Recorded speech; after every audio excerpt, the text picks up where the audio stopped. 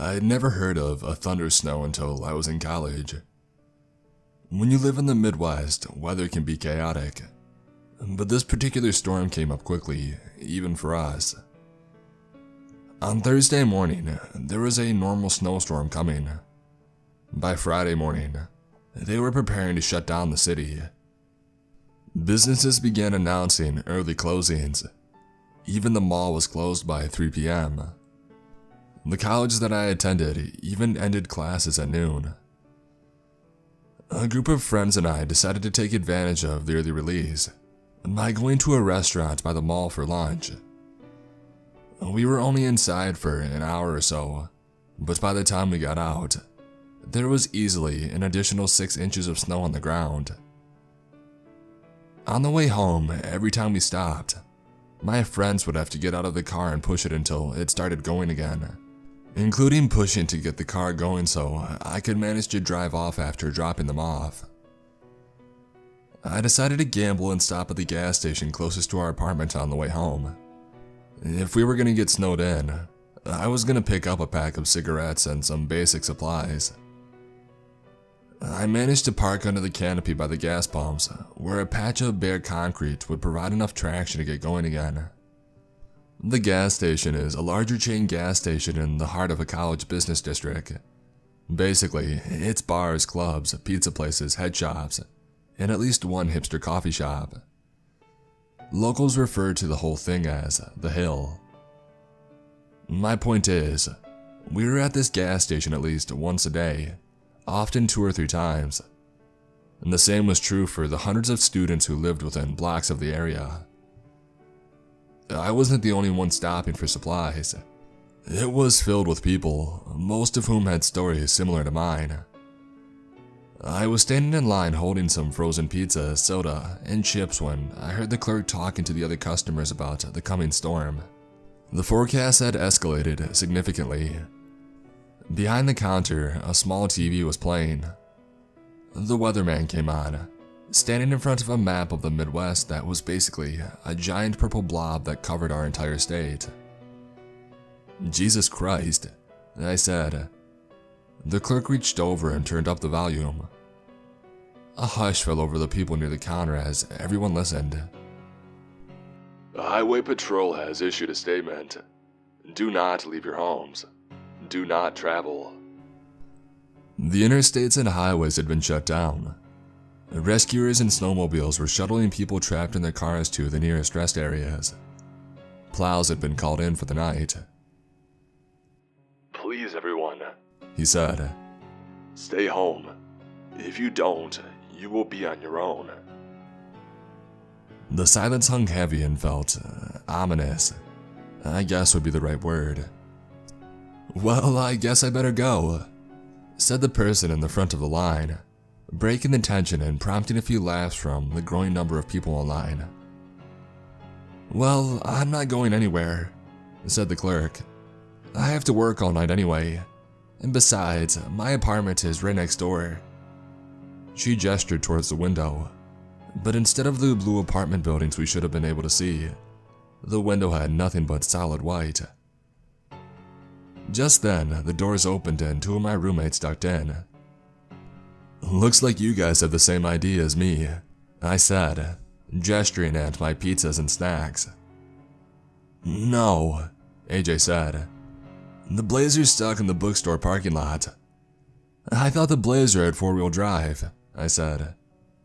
It does, chimed in AJ's girlfriend Jenna. She had shared his room for months and for the most part, she was pretty cool. Damn, that sucks. Let's get our stuff and I'll drive us home, I said. Even though I had been in the gas station less than 10 minutes, the small patch of concrete that I had carefully parked my back tires on was filled in with 2 inches of snow. The tracks from where I drove in were almost completely filled in with snow. I was glad that we didn't have to go far. By car, it was only 2 blocks. Most of the time we walked, and from the back door of the gas station, it was more like half a block. Going slow and occasionally getting out to push, we managed to not only get home but get the car in the driveway as well. My third and final roommate, Trevor, got home just after we did, pulling his tiny car in right behind mine. Making our way into the house, the snow was so deep that we had to walk in each other's footsteps to try not to fall over along the way. By the time we got inside, we were laughing and happy to be home. In the foyer that we shared with the apartment upstairs, we paused to stomp all the snow off our shoes and brush it off our clothes and coats. "Holy crap, man, it's crazy out there," AJ said, stepping carefully out of his wet shoes onto the dry carpet in the living room. "It's pretty when you look at it from here," Jenna said, peering out of the window at the house across the street. It was definitely one of the prettier types of snow, the kind with big fat sticky flakes. But still, the uneasy feeling lurked in the back of my mind. We weren't strangers to winter or severe weather, but this was unnerving. The weatherman wasn't even trying to guess how much snow we would get anymore. He just kept saying that it was impossible to predict how much snow we would actually get. Local news was an endless stream of businesses that had closed early and warnings not to travel. At the hospital, staff were staying over because the replacement staff couldn't get through. What else was there to do? We did what every college student does when there are 4 people in the same room. We played cards. It was close to 4:30 in the afternoon when there was a knock on our door. One of the guys upstairs poked his head in. We didn't know the guys upstairs really well, but of the 4, he was by far my favorite. His name was Metal, which I had been pretty pleased to find out was his actual last name.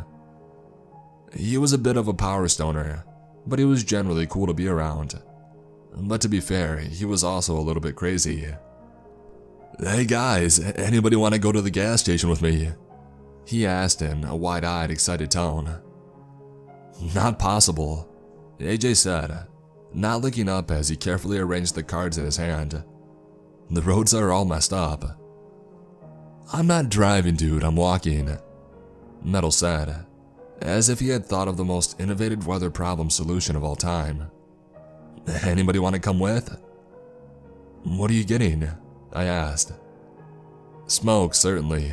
Toilet paper, definitely. Beer, probably. And pizza, possibly." I shrugged. "I'm in." I got up and I rummaged through my room for my warm coat and gloves. When I came back out of my bedroom, my roommates were all holding out cash in my directions. "Hey, would you bring me a pack of smokes?" AJ said first. "And me," Jenna added. "Yeah, me too," said Trevor. "No way, you can come with us and buy your own," I said in a joking voice, but he right well knew that I was also serious. "I'll send enough money for 2 and you can have the other one," he offered, and the others agreed. "Uno, dos, tres, cuatro, cinco, cinco, seis," Metal sang, doing a strange little dance in the kitchen by the back door. "Good enough," I said, taking their money. Of course, at this time, smokes only cost about $1.87 a pack, so the payment wasn't as big as it would be today. We frequently made deals like this, especially when the weather was bad. Now, before you chastise me for going out, you need to remember a few things. First, it was only about 7 p.m., so it wasn't overly late. Second, if we walked through our backyard, the gas station was only about half a block away. And finally, we walked this route not only to get smokes and snacks, but also to get to classes. I had personally walked this route in every possible state of mind and influence. And this was twice as true as Metal, because he had lived upstairs for twice as long as I had and had definitely done twice as many drugs. It was because all of this that I didn't worry much about making the trip. It's also why none of my roommates worried too much for us. Honestly, I thought it would be kind of novel. I had never seen a storm like this, and I was kind of looking forward to checking it out. Nothing about going to the gas station felt unsafe, to any of us. Just as we were getting ready to go, an odd yet familiar sound rumbled through the house. My brain couldn't quite register what it was right away because it was so out of place. "Was that thunder?" Jenna asked. "I think so. I heard it too," AJ confirmed. "That's crazy," I said. I didn't think much of it at the time. I do remember looking over at the window where Jenna had been marking the rising snow by scratching lines in the frost on the window. They were low on the house, so the fact that we saw snow at window level wasn't alarming. But I was a little surprised to see that the snow was now about an inch above the line she had drawn not 5 minutes earlier. When you're 20 and in college, well, you're damn near immortal, or at least you think you are. And so we finished getting ready and made for the back door. "Hey, if we're not back in 30 minutes, send the sled dog," Nettle said, laughing, referring to our landlord's dog Charlie, who was a notoriously aggressive, ankle-biting chihuahua. The back steps were a mound of snow, so we just sort of trudged our way blindly through it until we were on the ground level. The snow actually wasn't too bad. It was up to just above our knees, which required us to lift each leg up out of the snow to take each step forward, but it was doable. We paused when we got to the alley at the end of our backyard. The snow had gotten noticeably thicker. I looked up at the security lights over our heads. The light was visible through the snow, but I couldn't make out the details of the fixture at all. Across the alley from us was the chain link fence that bordered one of the houses that we walked between. It would be helpful to hold on to as we walked through the snow. Only about 1.5 feet of it stuck up out of the drift, but we were able to keep moving.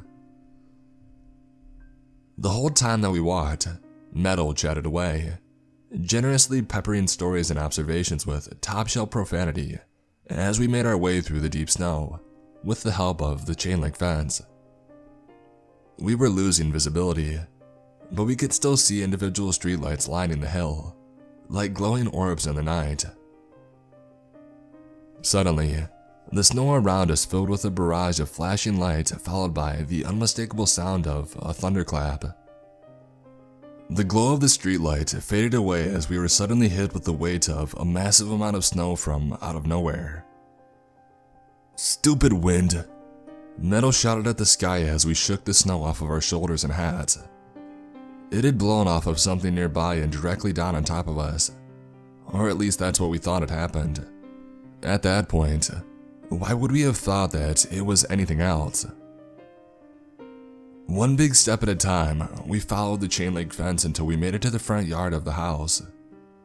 From here, all we had to do was cross a small street, walk across the bank, and the gas station would be right across the street. I didn't say anything to Metal, but I was starting to get a little nervous. He didn't seem to notice as he yammered away about all the things he always yammered about. Music, drugs, Pulp Fiction. Music and drugs. Drugs and music. Drugs and music and Pulp Fiction. All we could do was keep moving and get back as soon as we can. I was kind of regretting the trip, but we were already halfway there. It would be stupid to turn back at this point. From here, I could just make out the overhead glow of the streetlights again, just on the other side of the bank. The snow on the street was as deep as the snow by the chain link fence, but here, there would be nothing to hold on to. We would just have to walk into the direction of the bank. I could tell Metal was starting to feel uneasy too, when he got quiet and he started walking closer to me. I didn't mind. It was getting harder and harder to see, and that was unnerving enough. The thought of being out here alone was more than a little unpleasant. We began to make our way across the small road. Halfway across, the lightning flashed again, followed by a crack of thunder that ushered in another blanket of snow that fell heavily on our heads and shoulders. There was nothing we could do but stand there until it eased off. It took longer for the snow to lighten this time. When the streetlights came back into view, it seemed like they were softer and farther away. We didn't hesitate, just continued moving forward towards the bank, straining to make out its shape in front of us somewhere. Even though it was dark outside, the snow seemed to have its own sort of light. It swirled around with the snowflakes and dazzled your eyes, almost hypnotic. But if it was actually as light as it seemed, we would have been able to see more than we could. Just as I was pretty sure we were almost at the bank, the wind began to howl. I had heard the expression before, but I had never truly understood how real it could be. It was a terrifying scream that seemed right next to me, making me shudder not from the cold, but from a deep, penetrating fear. "What the hell?" Metal shouted and started pushing harder towards the bank. I had to struggle to keep up with him, but I knew that he couldn't go far. The bank didn't have a parking lot. It was a small building with just enough room for one car to drive around to the drive-thru. It served mostly college students who were almost always on foot. Metal was getting farther ahead of me and I could barely make out his black parka. "Metal!" I shouted, but the words seemed muffled by the snow and swept away by the wind. I kept moving in the direction that he had gone, even though I couldn't see his coat anymore. He wanted to get to the bank and I didn't blame him. I would feel a whole lot better when I was touching that wall too. Another flash of lightning and another shriek, but this time it sounded like it was right in front of me. I cried out in fear. The thunderclap hit and the snow that followed knocked me off my feet. I came up sputtering, trying to clear the snow from my mouth and nose. "Metal!" I shouted again, and this time I thought I heard him reply from up ahead of me. I kept moving in the direction of the bank, and after a dozen or so trudging steps, I was blindsided by an arm that darted out of the swirling white wasteland, grabbed my shoulder, and yanked me hard in their direction. It was Metal. He was standing with his back against the wall of the bank. If he hadn't grabbed me, I would have probably kept walking. Who knows what would have happened if I would have missed the bank. It wasn't easy navigating around it. On this backside where we were, the snow had blown up against the wall, and so it was deeper and harder to walk through. But neither one of us wanted to leave the reassurance of the wall, even though the snow was harder to get through. I tried to shout to Metal that we needed to head for the foyer with the ATM machine, but I don't know if he heard me. The snow was quiet, but it also took the words out of your mouth as soon as you said them. It was kind of like talking underwater, muffled and dull. Metal had the same idea as me though. On the other side of the bank, there was a 24-hour ATM that was located inside a small glass foyer that was always unlocked. We could stop there and get out of the snow for a while. By this point, we were fighting for forward momentum. It had been a bad idea to try to walk to the gas station, and I regretted it with every step. God, it was great when my gloved fingers found the front corner of the bank building. I was way beyond wanting to be home or at the gas station. All I wanted was to be inside and not in the storm. I would have climbed in a doghouse if we would come across one. The door to the foyer was covered in snow. Metal and I had to spend 5 minutes kicking the snow out of the way before we could get the door to open enough for us to squeeze through. But inside it felt like paradise. I didn't realize how all of that snow around my face had made me feel like I was suffocating. I ripped my scarf off and opened my coat so I could breathe again. I was so preoccupied with that it took me a minute to notice Metal was frozen in place, staring into the corner of the little foyer.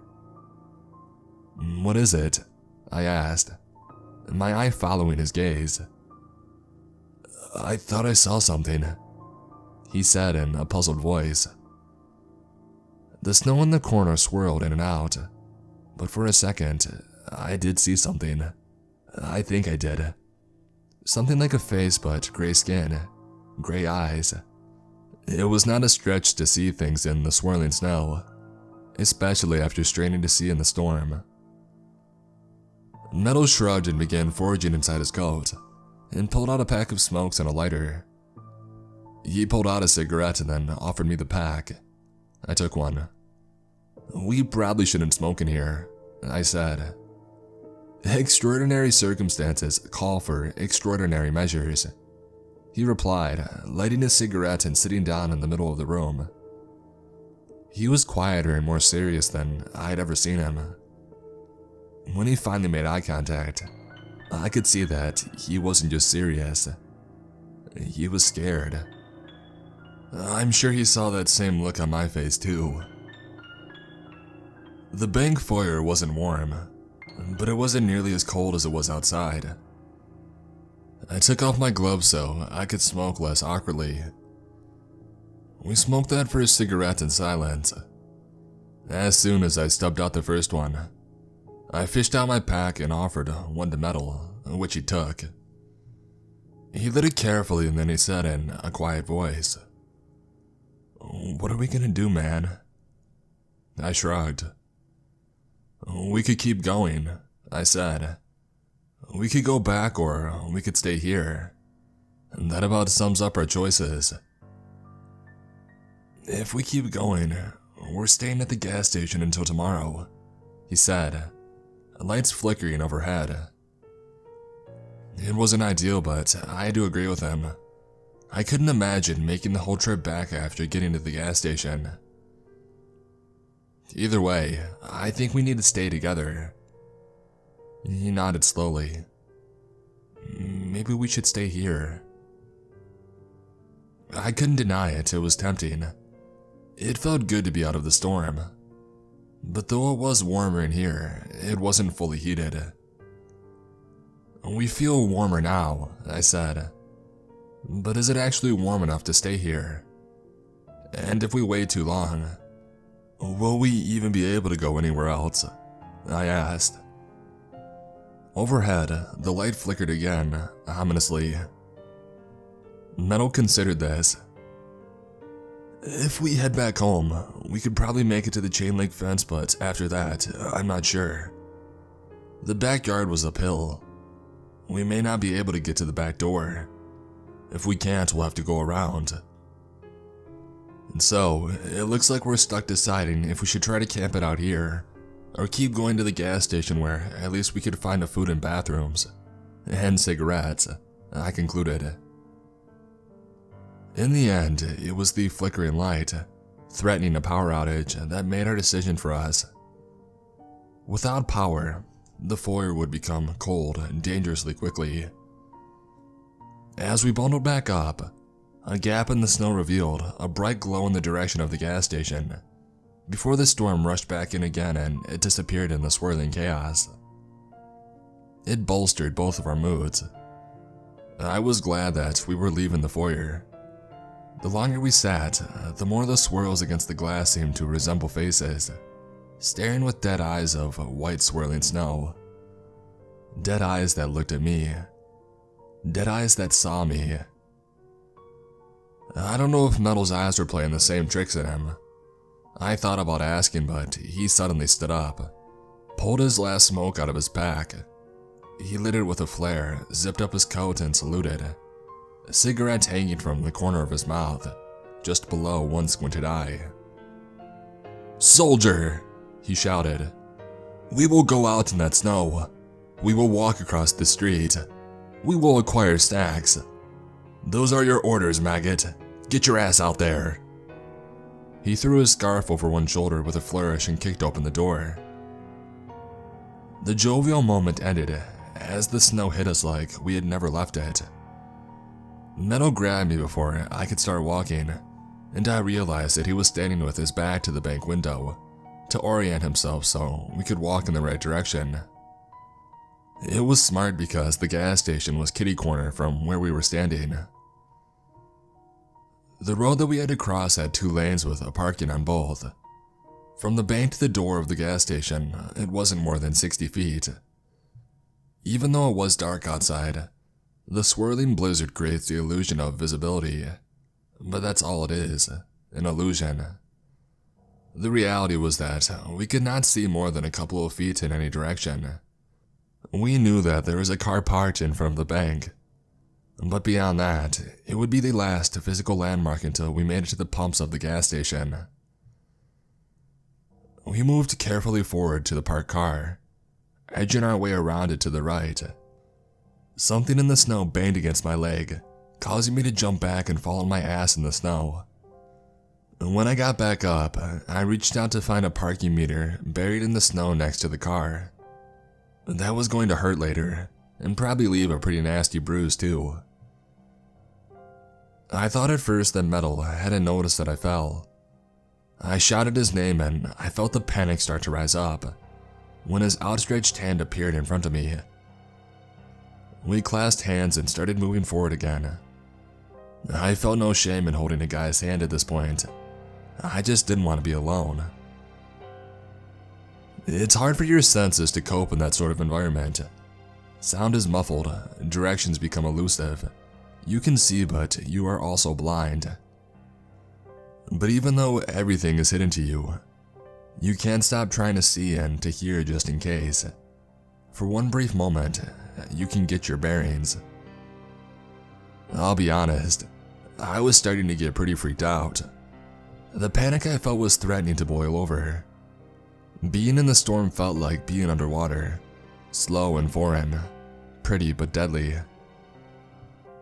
I ran into something again, this time with my right leg. "What the hell?"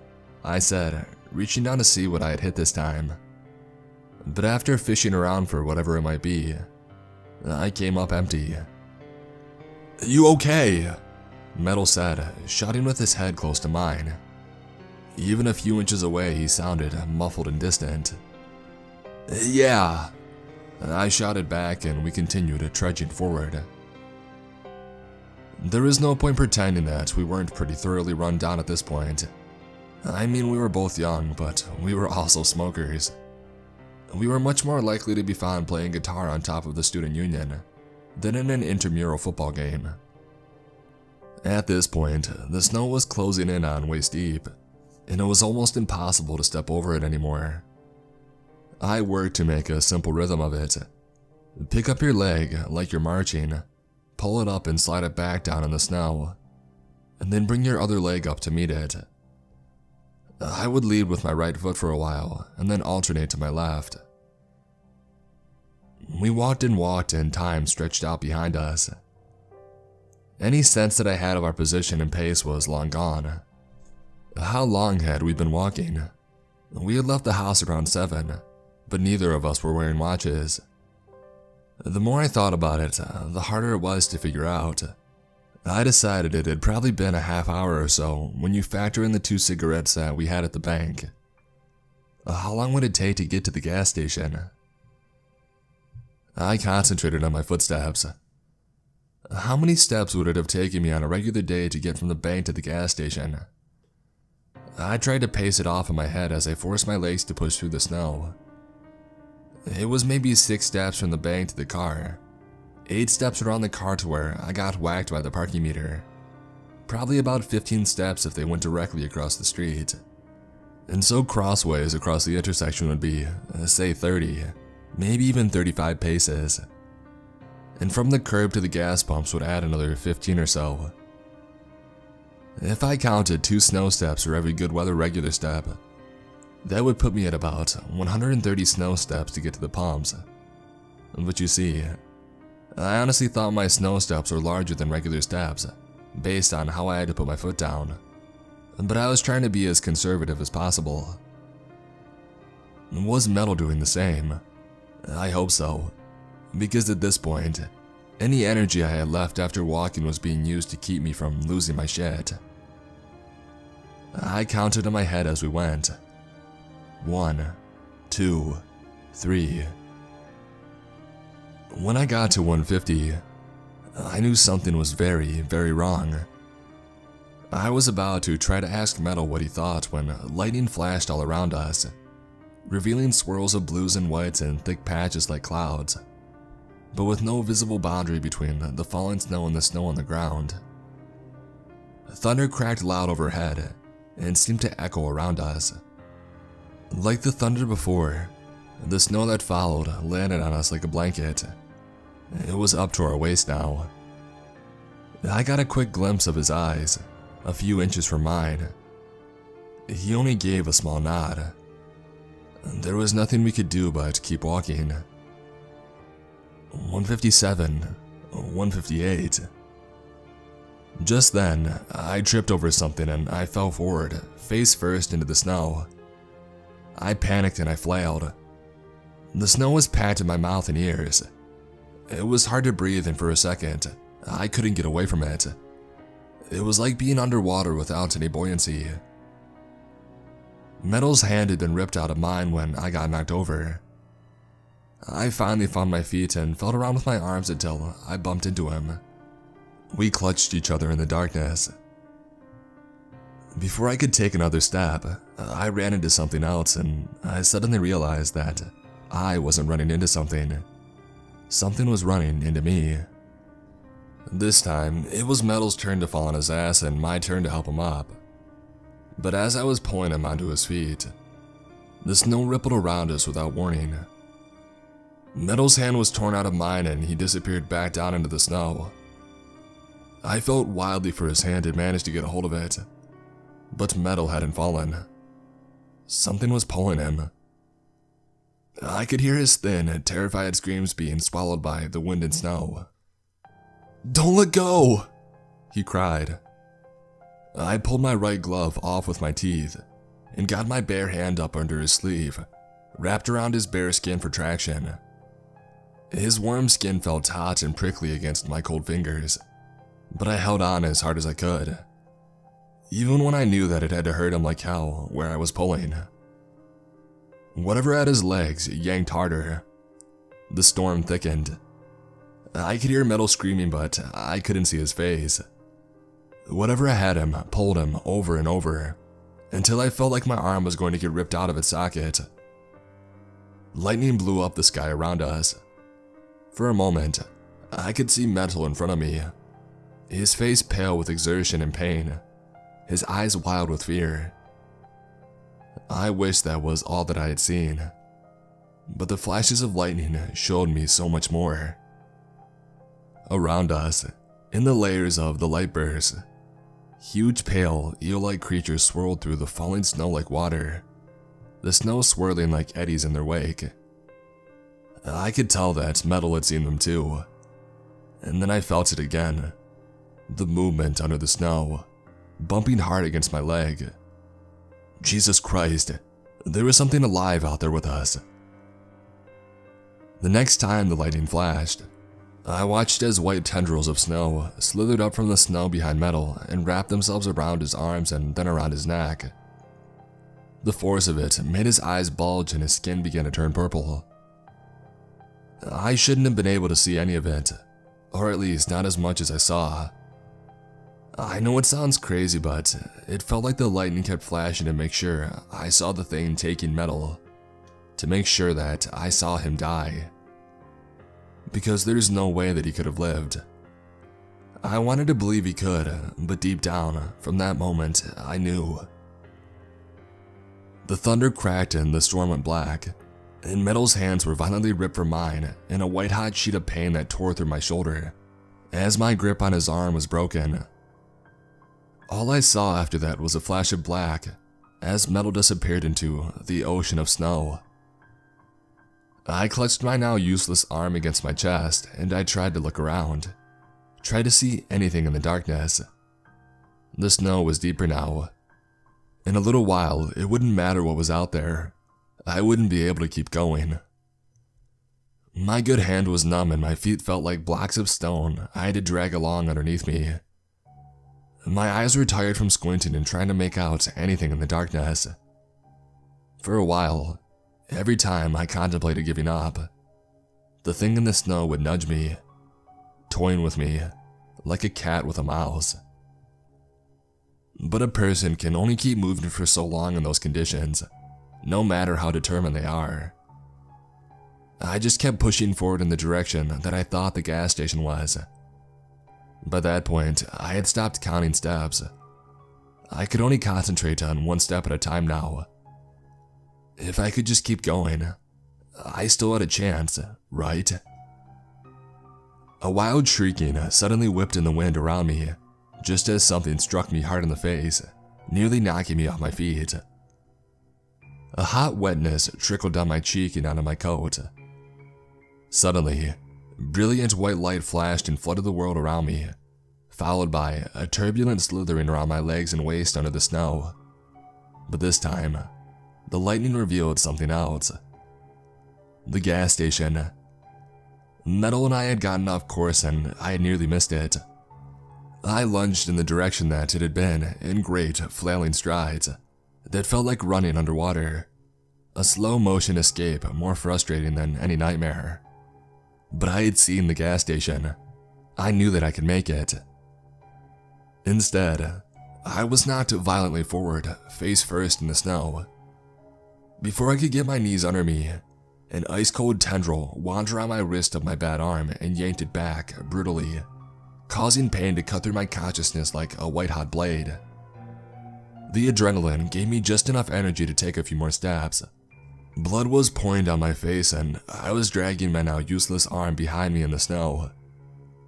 The thunder boomed right above me, and I knew the snow was coming and that it would be the end. I knew deep down, I could not shrug off another dumping of that heavy snow. Not that I didn't try, but as it hit me, I fell forward, limply. The thing swirled around me in the snow, rubbing against my legs and then disappearing, only to be replaced by another one. And then a sharp pain bit through the haze I was in. Something had sliced into the back of my leg. The jolt of surprise and the new pain helped me to get to my feet again, even as I could feel more of them swimming through my legs and around my waist. The lightning flashed one last time, and there in front of me were hands and arms that reached out to me, pulling me out of the snow.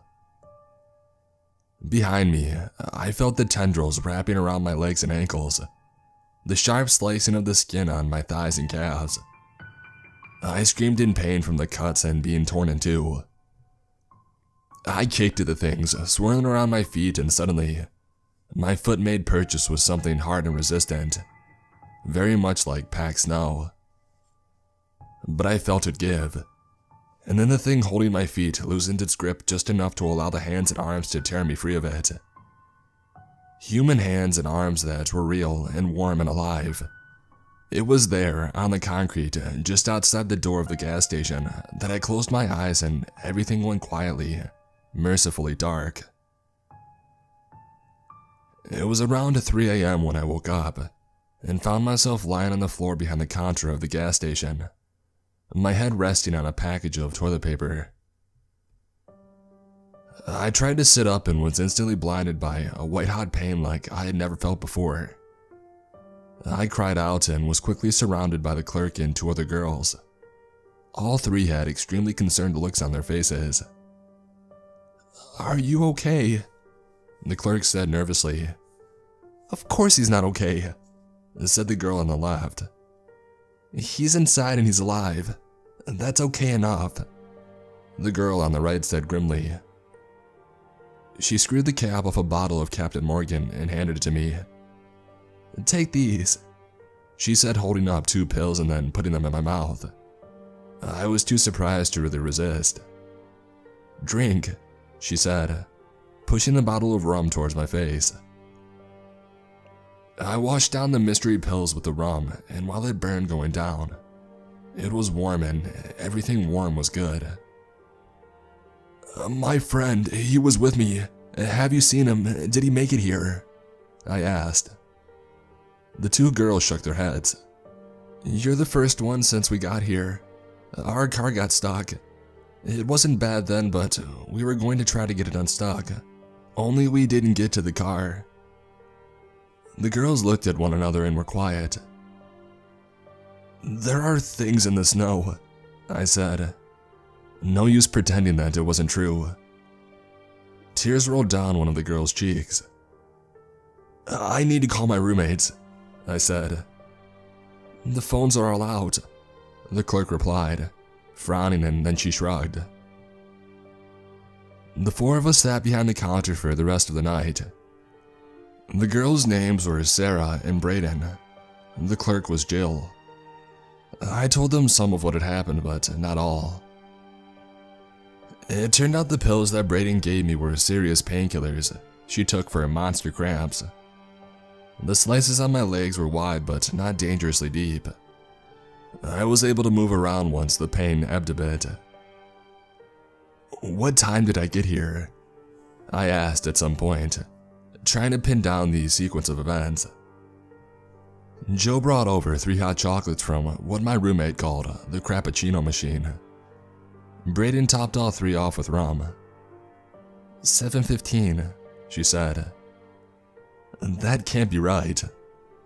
We didn't even leave until 7, and we stopped at the bank for at least 10 minutes, probably more." "No, that's right," Sarah said, taking a sip of her hot chocolate. "When we got you inside, I looked at the clock so I would know how long you were out. I know it was 7:15-ish because I remember thinking my sorority sisters would all be in the TV room watching Friends." "It can't be right," I said quietly, and the girls didn't contradict me. For the rest of the night, we stayed behind the counter on the floor. It was better not having the windows to look out of. Better not to be where you can see if something was looking in. Sarah and Brayden eventually fell asleep. Jill and I smoked and endured the flashes of lightning and thunder in the snow. I tried not to think what was out there, but I never succeeded. I guess we all must have fallen asleep eventually. When I opened my eyes, the light from outside was bright and clear. The snow had drifted halfway up the window, but above the snow line, I could see the bars and pizza places half buried in a fine powdery snow that was perfectly smooth and flat and glittered like diamonds. We still couldn't go anywhere, but we did eventually get phone service back. And when we did, I called my roommates to tell them that I was okay and to ask if Metal was there, but he hadn't returned to the house. I even made them look upstairs. Over the next few days, there would be a lot of questions and a lot of heartache. I tried to tell people what had happened, but I couldn't get anyone to take me seriously. They nodded and gave me a pitying look. To them, it was just my traumatized mind making up a story to cope with the horrific event that I had lived through. And who knows, maybe I am. But there's one thing that makes me think. I do remember the things the way they actually happened. They eventually found Metal. Found his body anyway. The day after the storm, the owner of the bar across the street went to drop his deposit at the bank. The drop box is in the foyer by the ATM.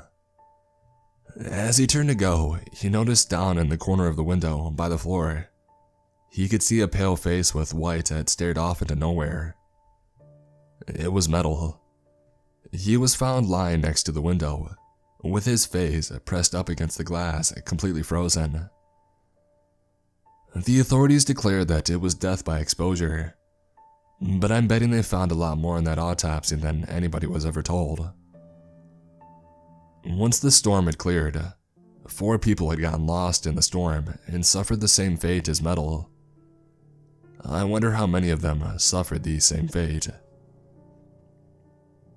I've never really been 100% okay since then. Physically, I've recovered as much as I'm going to. My right arm is moderately functional, but I'm a lefty now. I transferred to the University of Arizona for my junior and senior year. After graduation, I did outreach work at the equator. I don't go where it snows anymore, and I'm okay with that. But a few weeks ago, I happened to run across a headline about thundersnow predictions in the Midwest this winter. I know Midwesterners are brave and sometimes reckless, but this is not a normal kind of storm. As one Midwesterner to another, if you hear thunder in a snowstorm, run.